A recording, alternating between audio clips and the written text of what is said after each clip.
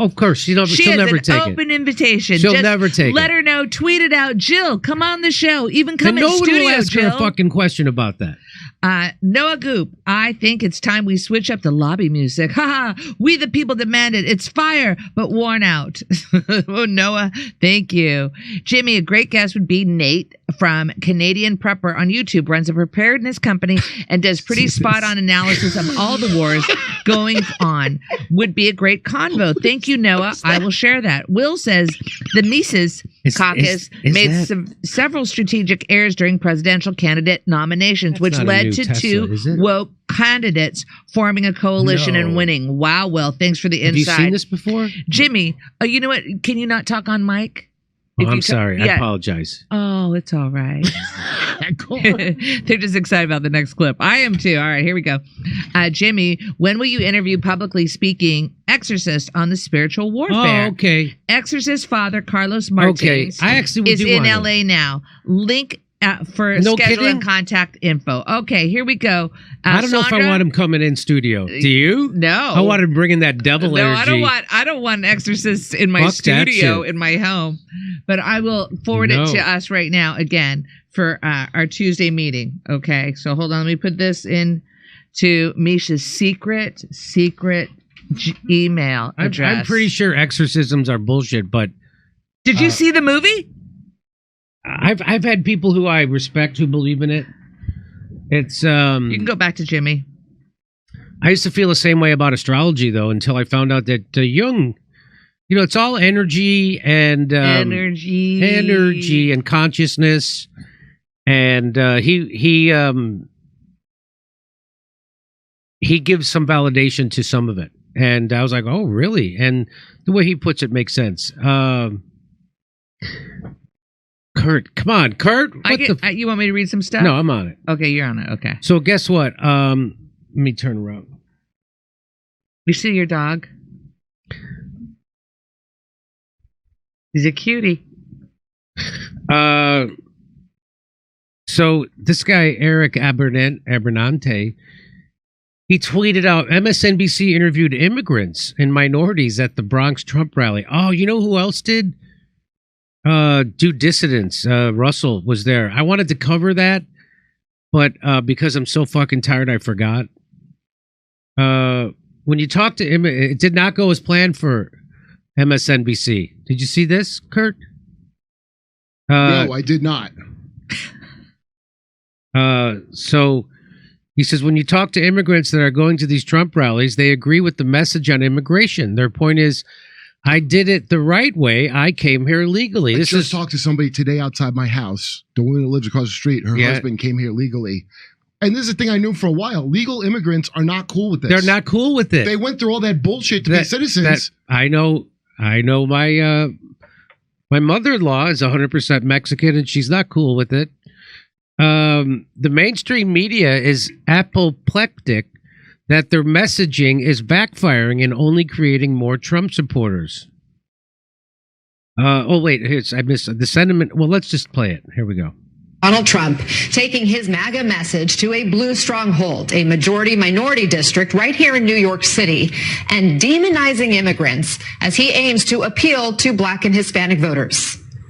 They're coming from so many places we don't have any idea. In many cases, we don't even know what the language. You have languages that people don't even know about. And we're not talking about just South America countries. We're talking about countries from Africa. I think they're building an army. They had 29,000 people over the last. I think they want to get us from within. They cannot stay. We will immediately begin the largest criminal deportation operation in our country's history. Joining us now, NBC News correspondent Dasha Burns, who was there at this event.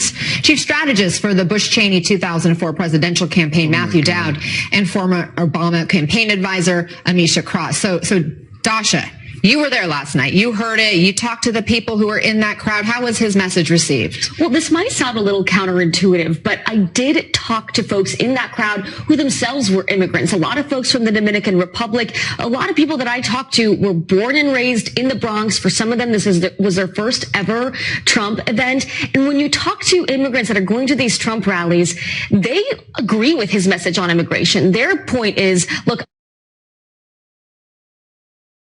immigrants agree with Trump's message on immigration. You see her face? She don't want to hear it. Oh, you know what? I think, Jimmy, because it's kind of like they turned being an illegal versus a legal immigrant. That's right. They queered the space. That's so there's no such thing as the category. Yeah. So they just say immigrant. So now they say legal immigrants or undocumented. Yeah. So, and I remember when that stupid I've never said undocumented. I can't tell you how proud I am that I've never used that fucking term. When that came out, that was the most disingenuous shit. And I remember at the time being like, why are you calling them dreamers? Like, again, there's people here legally and there's people that came illegally. Well, again, you don't want to demonize. So if someone brings their kid here, you don't want to demonize a kid, someone who didn't make that choice. Also, you don't want to demonize a desperate immigrant who wants a better life. What you want to do is have a controlled border, and you want to have our government stop creating conditions in places like Honduras, Haiti, Venezuela, that create people desperate enough to leave their own country and come here. That's being done by our country and our military and our economic sanctions. So we want to be very careful not to take your anger at the system out on the actual immigrants. So That's what I need to keep reminding people, because they're powerless. But here's what immigrants who came here legally are going to say. She's going to tell you. I did it the right way. I came here legally, and especially those living in New York right now, the sentiment I heard from a lot of voters was, we have these immigrants right now that the city is taking care of in a way that I've never felt taken care of by this city. It was a large crowd and a diverse crowd. Yes, there were some people from Westchester, from New Jersey, but there were a lot of people there that were from the Bronx, Black and Latino voters that are sick of how much they're paying for gas and groceries, that are frustrated with the situation at Well, it's like, who was the black comedian on Joe Rogan who said they're doing it right in their fucking faces? The homeless people. Cat Williams said, it's like, you see what you could have, see what we could have did for you. We're giving $1,000 a month credit cards to people who just walked over the border 5 seconds ago. We could have been doing this for you, and we're not. Hey, why are they doing it for them and not you? What I mean, shouldn't you wonder about why that is? Yes. What they're after maybe ain't the thing that you thought they were after of you having a great life. So the fact maybe they're after something different. But isn't this something that this is being reported on MSNBC? To me, this is a big deal. Yes, because someone lost at the top, and now the eagle and the dragon have two wings, and now the head is going to pick a Reagan. It's a new dawn in America, and that's going to be Trump. And we're going to get back to the 80s bullshit that a bunch of people miss, right? We're going to get back to that. That's what this promise is. But Kurt, why do you think what do I think? What? So the only thing I can figure out is why the establishment is so against Trump is that he's not doing their foreign wars exactly like they wanted, and he might actually try to seal the border. Yeah. And they can't have either of those. Well, there's two a couple things. of factions. Why do we have Olympics, for example? But he still will do war. Yes, but not the ones. But just not exactly like. I bet. So what does that tell you? He thinks like a businessman. Okay, he's like, let's think of a solution where everyone wins. That's what he's always trying to do. That's not what they want. They don't want Russia to win. Right. They don't want China to win. Right. They don't want Iran to win. Because there's an agenda. They don't want the Palestinians to win. They don't want that. Did you see Robert Kagan talk about it on MSNBC? No. Victoria Nuland's scumbag husband. That plan, the neocon plan that they drew up a long time ago? Yeah, the New World Order, it's called. The prospect for the New American Century? I didn't make up the term New World Order. That's a thing that they made up. That's right. And so Trump is screwing with that. And they had made a deal a long time ago. That's right. We're going to flip Republican, Democrat. So Jeb Bush, remember how Trump slapped Jeb Bush around? Yes. That's Trump. They had Trump. So when that day he did that I think it was the North Carolina primary on television, and he said the Iraq war was a mistake, and you're and your brother, and you're wrong, and that's when the establishment was like, "Fuck this guy." Yeah. He can't come out and mock our wars. Well, he hauled in all the generals and told them, "You're losers." Yeah, he said that to all those guys. They are. Again, the last time the swamp got cleared out, they are losers. They're the worst. Yeah. The last time the swamp got cleared out, when Carter was in, he cleared out 30% of these scumbags. Oh, right, from the intelligence community. And he was a one-termer for that. One-termer. And Trump didn't even do that. So let's listen to some more of this. border, and that find President Biden's rhetoric when it comes to minority voters a little bit offensive. Take a listen. Oh, listen. Let's listen. Legal troubles. Does any of that worry you at all? No, at all. I think he's going to be elected the president because everyone still wants him as the president. So to me, it doesn't matter. Biden, they have disrespected the people of the city of New York. This was the best city in the world. We're not the great apple anymore. We're not the big apple. We are the rotten apple. Biden went on the Charlemagne the God show and said, "You ain't black if you don't vote for him." Yep. I'm black because that's how I was born and what I am. And Trump is the man that can save this country. Period. So interesting to talk to those voters, Anna, and multiple people actually mentioned that Charlemagne. So interesting to actually talk to real people outside of a studio. Do you see they say the exact opposite of what everybody's been saying for the last 5 years? It's weird. Like you see that? Isn't that weird? Yeah. All the people with successful media jobs in New York City, some of whom are my friends. Yeah. Don't know shit about shit. They don't know anything. All the people I did comedy with from LAR, all those people, they don't know fucking anything. And they know that they better not know anything if they want to get ahead in life. They know they better not look into shit.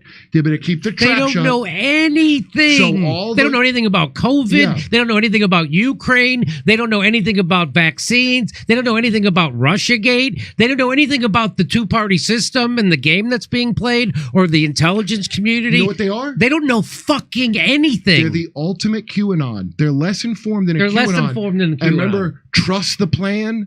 That's stupid. I don't really not fully understand QAnon, but I remember the trust the plan. This is all part of the plan. Yes, yes. Well, guess who's really into that idea of trusting the plan? That Democratic voters. This silly dingbat.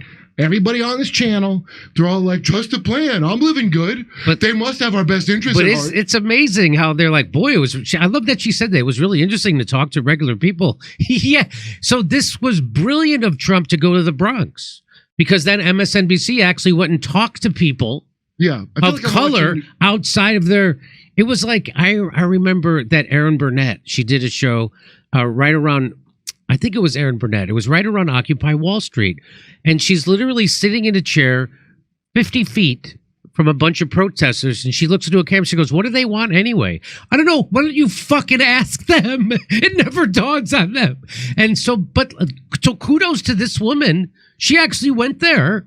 And that's why Trump went to the Bronx. Mm-hmm. Because here they are. Well, I don't know if that's why, but it was brilliant of them because now they actually had to go cover people of color in the Bronx who showed up. Cornel West was at Harlem a couple of days earlier. Nobody, no one. A handful of white people showed up. Trump's getting blacks and Latinos. Oh, wait, maybe weaponizing the entire justice system against him was a mistake. Oh, no, maybe you made a lot of people relate to him that previously would not have related to him. These fucking people those people I started comedy with in Los Angeles, they don't even know that the justice system's been weaponized. They think he actually did things that other presidents haven't done. Are they actors? They really think that. They're comedians. But do they act? Do they act and they appear things? No. That's even more pathetic. It is pathetic. They didn't even make it into the actor whore levels. No. And they're like that. No, they're just stupid. They're uninformed. No, but you have to stay They're the people who call me right wing, Kurt. You meet them all the time. A person I met today said, I love Jimmy Dore, and I don't care if he's Republican. I'm like, he's not a Republican. You know, I'm not a Republican, right? Like, I don't. But that's just what people say about me now, all over the place, all over Hollywood, because I won't vote for Democrats anymore. Well, if you're not a Democrat, you must be a Republican. Right. That's how simple they are. Well, the thing I learned is trans legal immigrants are legal immigrants.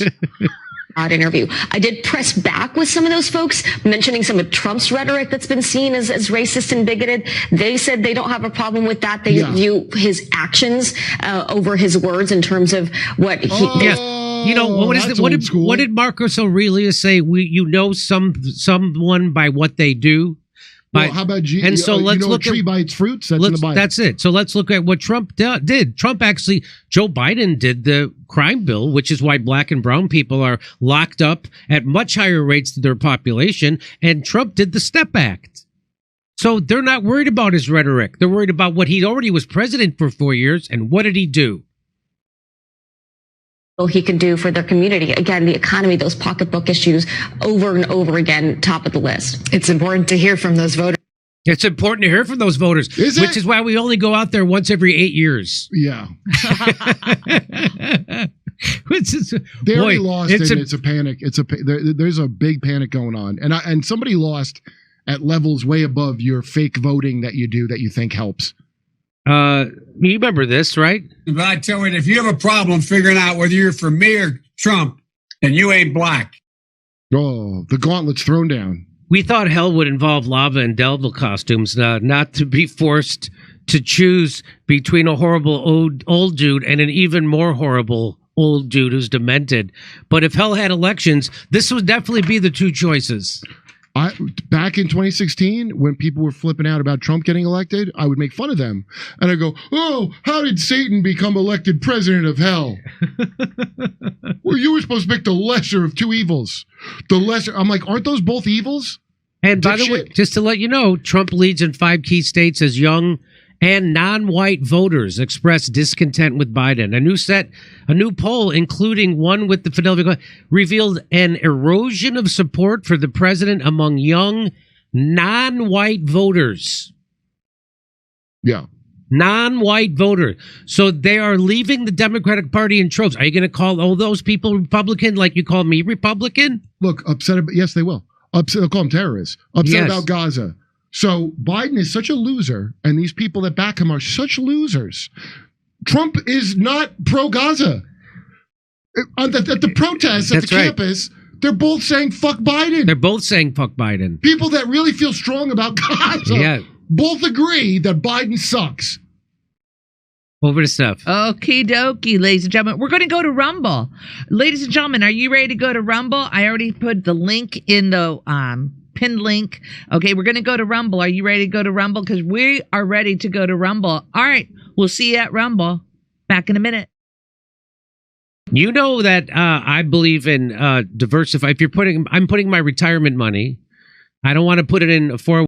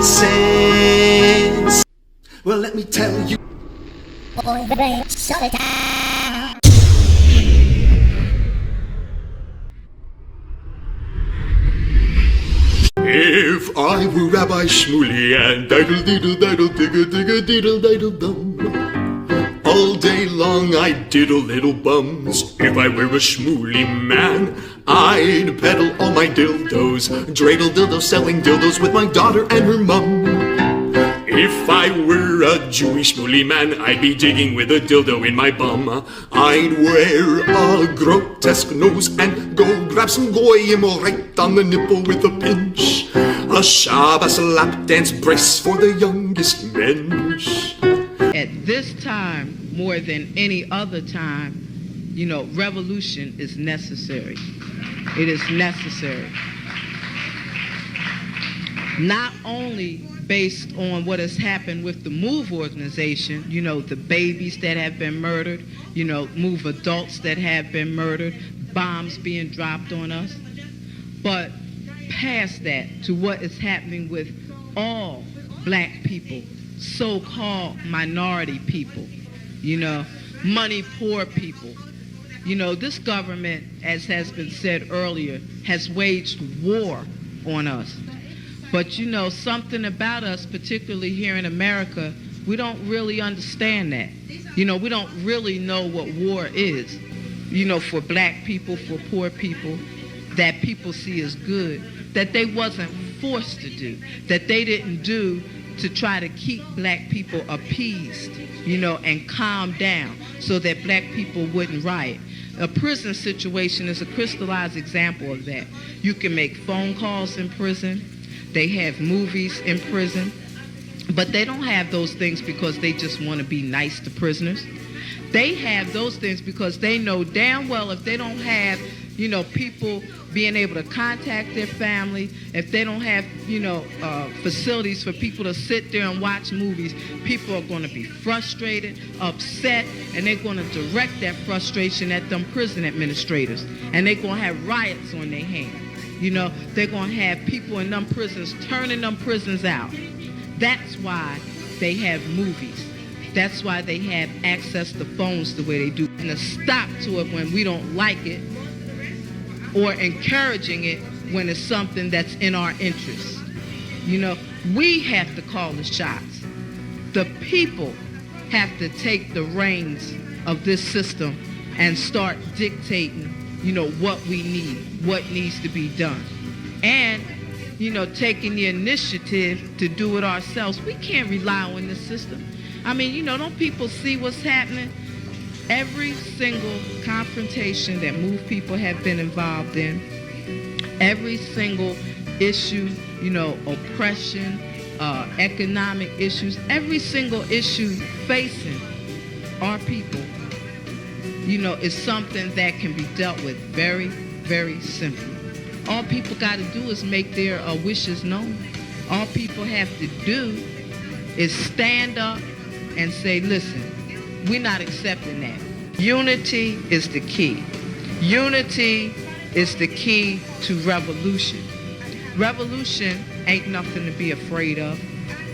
It ain't nothing to shy away from. Revolution, contrary to what officials, you know, this system and those backing the officials running this system, you know, want people to believe that revolution means violence, you know, means blood in the street.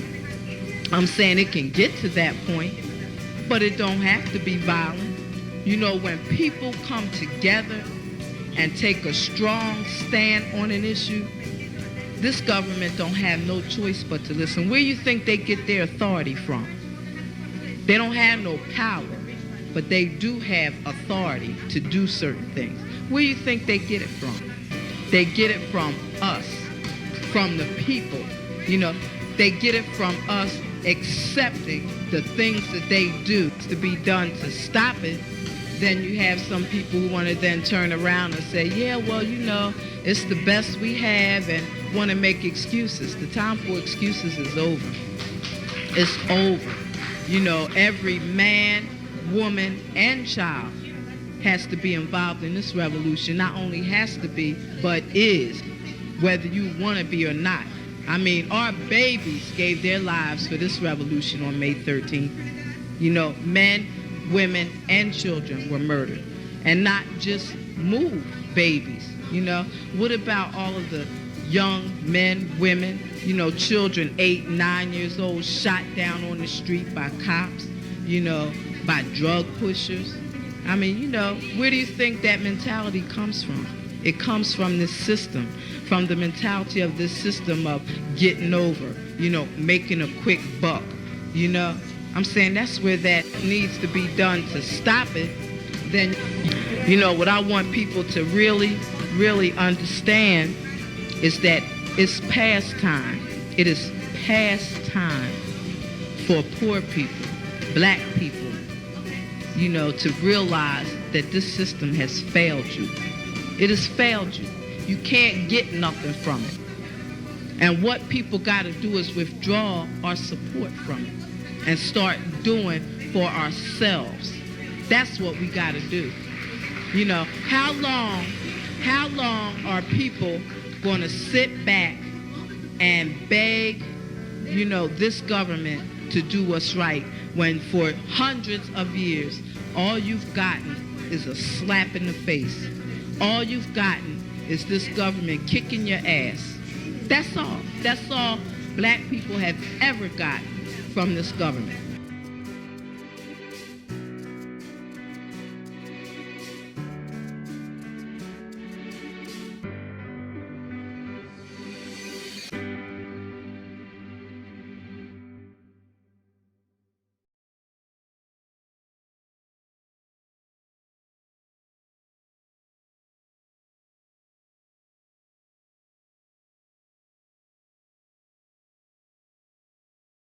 Hey, thanks for checking out our YouTube channel. Subscribe by clicking on that button down there for more AM Joy and the rest of MSNBC. And click on any of the videos right here to watch the latest interviews and highlights. And you can get more videos from MSNBC for free every day with our newsletter. Just visit